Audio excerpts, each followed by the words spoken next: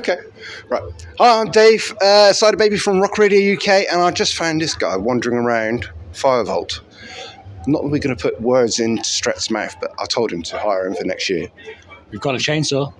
Ward 16. Don't let that influence it in any way. How you doing, mate? How's it going? I'm good, thank you. Thank you for having me. You're here just handing out flyers and just generally creating a buzz. Punter. Yeah. It's good to. I think it's always good to be able to detach yourself from performing, especially with what we do.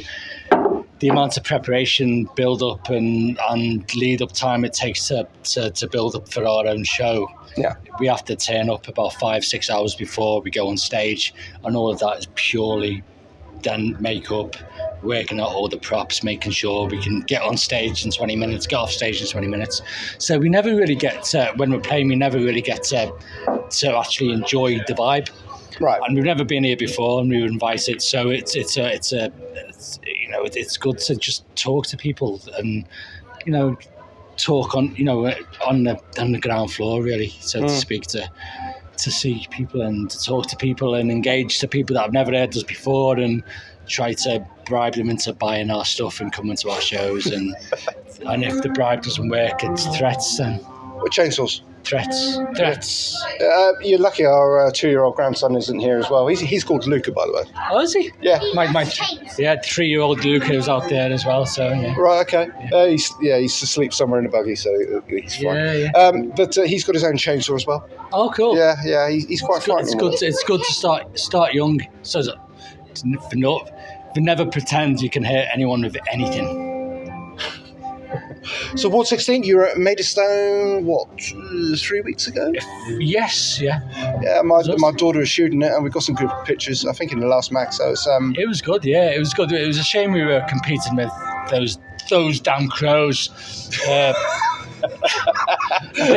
don't sense any kind of animosity there. No, not at all. It's amazing how well they've done it's amazing how well they've done, like a surprise, but they've done amazing. They've got a massive fan base, and we share quite a lot of people. Yeah. Although we don't play the same kind of stuff, we share a lot of the same kind of fan base. So there's quite a lot of people torn from us and them. So I know there's quite a few people from bouncing from place to place. But we had a fantastic time. It was another fantastic UK festival that I think have got the right philosophy and the right vibe and the right reasons behind it all, just like this place does. Yeah. It's based upon the right reason and the right cause, and it's fantastic. And the underground to middle ground UK rock scene's amazing. Yeah. Doing really well. It is. It's good to see after COVID and all that. It struggled quite a lot. Now it's really fighting back. The massive wagons are doing amazing. Yeah. South of Salem are doing amazing as well. So there's a lot of positivity about the scene at the moment. So we're happy and proud to be part of it. Well, the first 2 albums I've got yours, absolutely fantastic. Third one is pretty much it's mixed. It's more or less mixed. We've done the final mix. We're sitting on it for a couple of days just to then take a step away from it, because it's taken a long time to do. So we're going to step away from it a couple of days, listen to it again. That's it. We box it off, get it mastered, and then in the same time we're planning all the videos around it, all the photographs, all the stuff that people don't see. And then build the PR campaign around it, and we have to have that 4 months in advance. So it's not as easy as having a mixed album and then let's release it.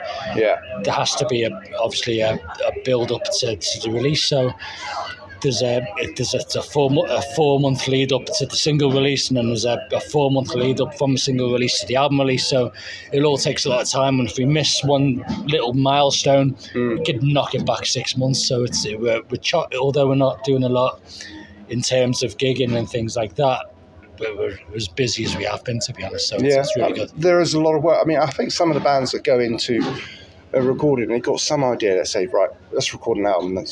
We'll say pluck a figure out there, £5,000, but you can then double that figure with the PR and all the work that goes on behind. The recording of our albums, it's been at least 10,000.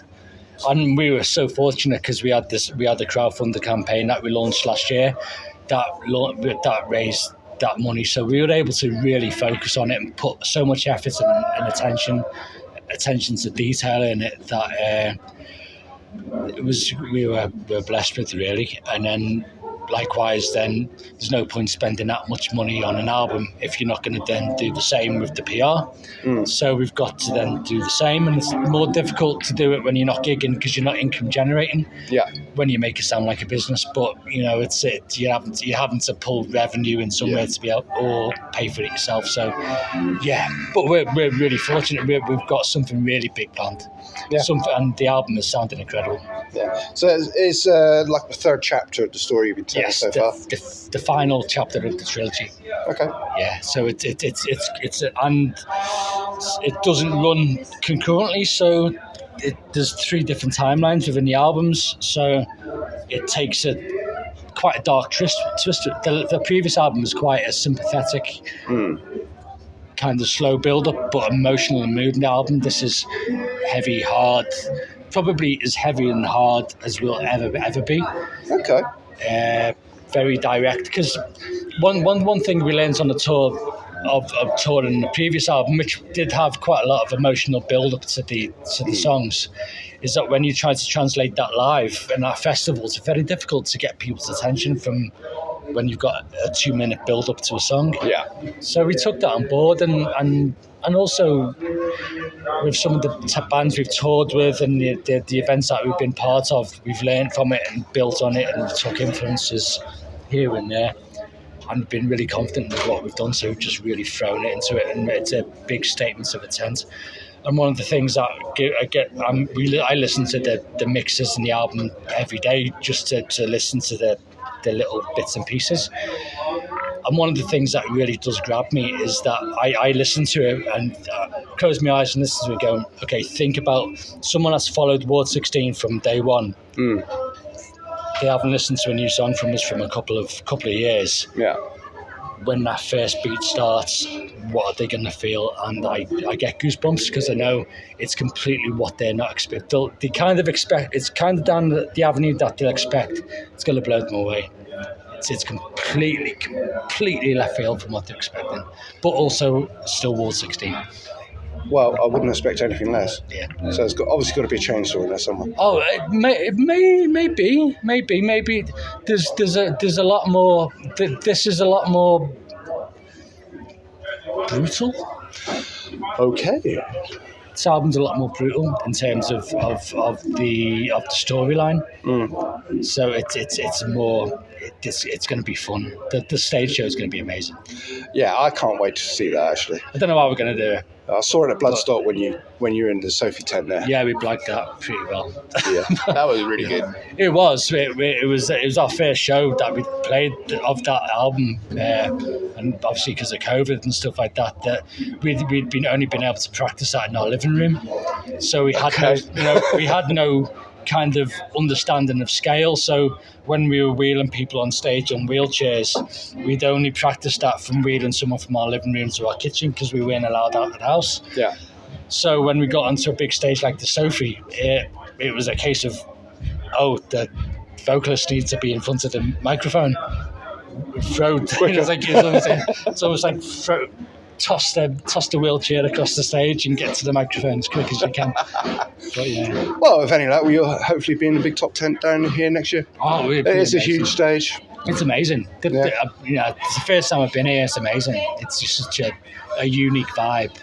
And people are so friendly as well. I think that's the one thing that we've found in all the festivals that we go to and either play or be a punter at, is that people are just so receptive to talking and be part of it. And if you're willing to be part of that as well, then that's all the better. We're part of the music scene. We're not over and above it.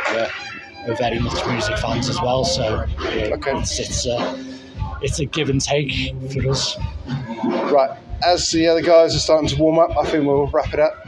Thank you, Dave. No, thanks for your time. It's been a pleasure. Thank you.